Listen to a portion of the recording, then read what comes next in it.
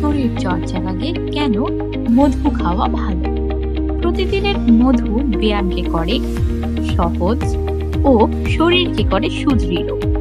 মধু একটি জনপ্রিয় খাদ্যদ্রব্য, যার মধ্যে ৮০% শর্করা ও ১৯% পানি থাকে। সাধারণত এতে জৈব অ্যাসিড, প্রোটিন, অ্যামিনো অ্যাসিড, খনিজ, পলিফেনল, ভিটামিন, সুগন্ধি যৌগ ও পার্শ্ব এনজাইমের মতো বিভিন্ন উপাদান থাকে। শর্করা ব্যায়ামের জন্য একটি জ্বালানি হিসেবে স্বীকৃত।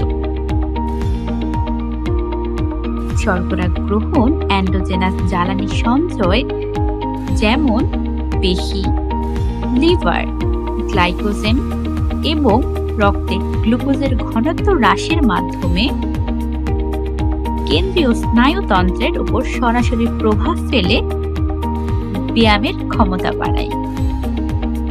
এছাড়া মধু ও ব্যায়াম মিলেই হাড় স্বাস্থ্যের উন্নতি, প্রদাহ কমানো এবং ইমিউন সিস্টেম শক্তিশালী হওয়ার প্রমাণ পাওয়া গেছে। বিশ্ব স্বাস্থ্য সংস্থা ও অন্যান্য সংস্থার মতে প্রতিদিন মোট চিনির পরিমাণ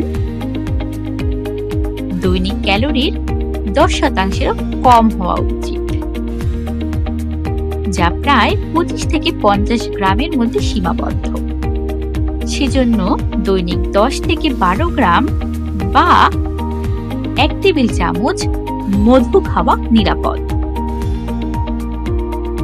তাই সঠিক পরিমাণে, সময়, শরীরের অবস্থা ইত্যাদির উপর ভিত্তি করে শরীর চর্চার পূর্বে মধু খাওয়া স্বাস্থ্যের জন্য উপকারী।